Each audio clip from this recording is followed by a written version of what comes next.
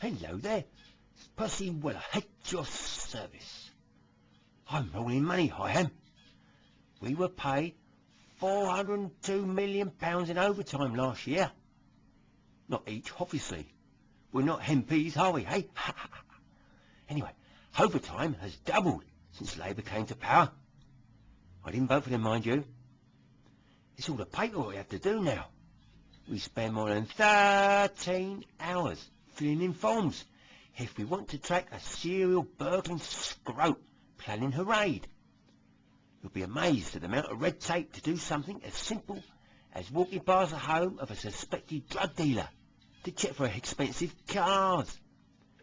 Average payouts have spiralled from £1,500 per officer to nearly £3,000 last year.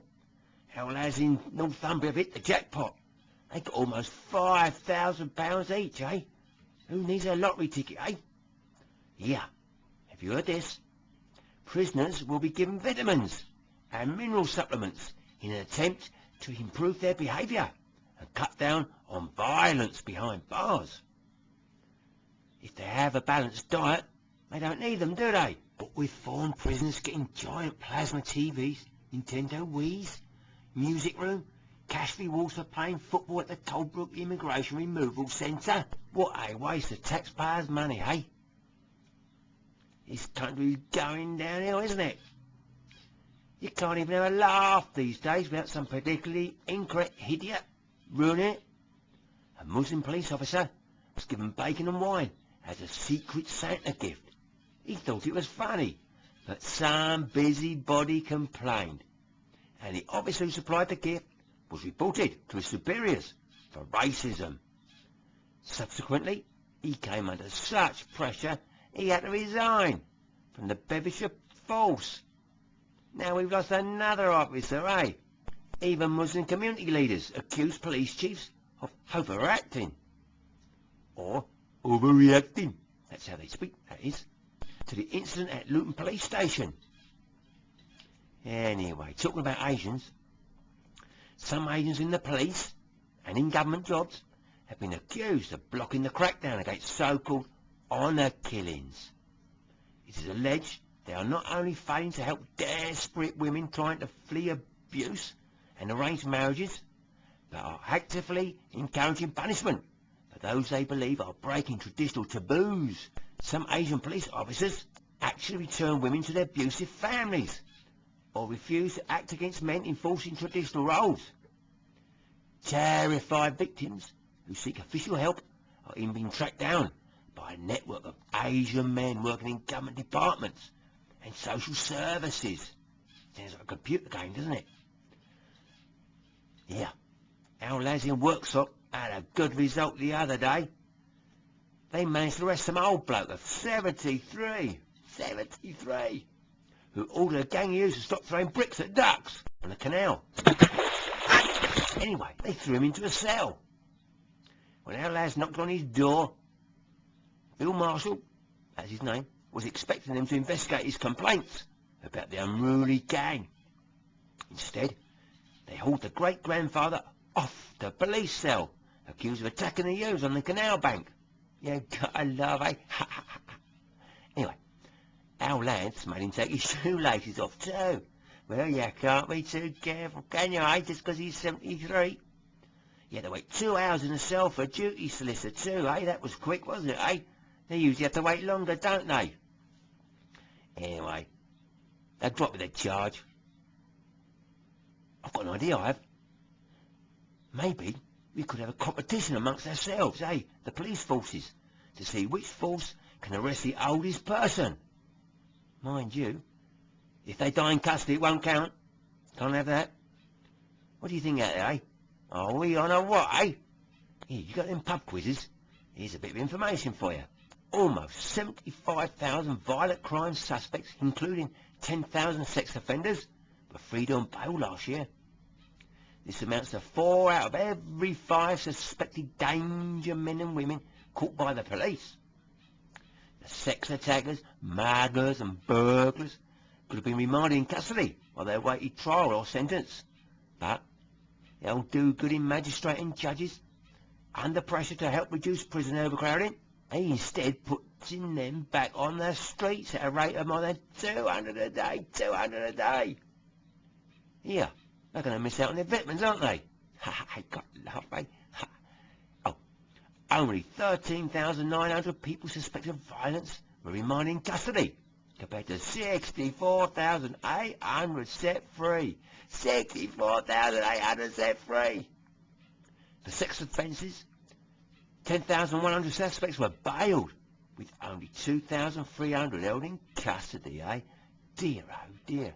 Still, more overtime for us, rearresting them when they commit violent crimes again, eh? It's all money in my pocket, it is. Out of the taxpayer's pocket, of course. The worst case which has come to light is Adam Swellings, bailed on a charge of common assault on the day he helped kick to death father of 3, Gary Newlove. He wants hanging, doesn't he, eh? So our lad's radio address in Slough, that's Berkshire, that is, to smash a crime ring involving trafficking Romanian slave children. I've been to Slough, I have, and you can see my report on my website. 10 youngsters were taken into care, and 24 of their suspected controllers arrested on suspicion of human trafficking and running an organised theft business involving up to £1 billion a year. £1 billion a year! The racket is being run from Tandurai. That's Romanian, that is. And in Tandurai, guess what? Crime has plummeted. Mrs. Steluta Rurana, who runs school number 1, that's a funny name for a school, isn't it? Should be Fagan's Primary, wouldn't it? That'd be a better name, wouldn't it? Anyway, it's for 7 to 12-year-olds. She said pupils started disappearing after Romania joined the EU 12 months ago. Perhaps it's the Pied Piper of Tandurai, eh? Blaze old bite. Anyway, there's been a dramatic increase in street thefts and petty crime in this country since Romania and Bulgaria joined the EU 12 months ago. We could have predicted that, couldn't we? And Tandurai's police chief, Manilark Eon, they've got funny names over there, haven't they?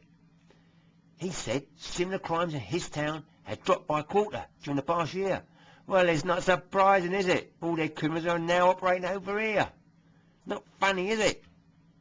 And, you listen to this, dozens of Polish criminals are going to be released in Britain because their government cannot cope with the numbers of offenders being deported. What a load of rubbish. All those coaches coming over here with migrant workers, they must be going back empty, mustn't they? Just stick the scroats on those empty buses and put an armed bus marshal on it. As soon as the bus gets halfway across France, the bus marshal can get off and come home, can't he? I'm full of ideas, I am. I should get promotion, shouldn't I? Did you know Britain's highest-ranking black policeman has warned the Home Secretary his force is struggling to cope with an immigrant crime wave? Is he just woken up, then? Kent Chief Constable Mike Fuller told Jackie Smith, migration surges. That's a good phrase for being flooded by migrants, isn't it? It contributed to an increase of more than a third in violent crime over 5 years, to 7,800 incidents in 2007. 7,800! Mind you, he won't get the sack for saying that, because he's black, you know. They can say things like that. And this will make you laugh. Well, it might not. We had to rescue 2 community support officers the other day who locked themselves in a room to hide from an angry boy of 13. God blimey, what dangerous scrapes these plastic police get into, eh? They shut themselves away until us real policemen arrived to rescue them and deal with the young scrope. Apparently they were making a routine visit to a children's centre when the boy started arguing with a member of staff.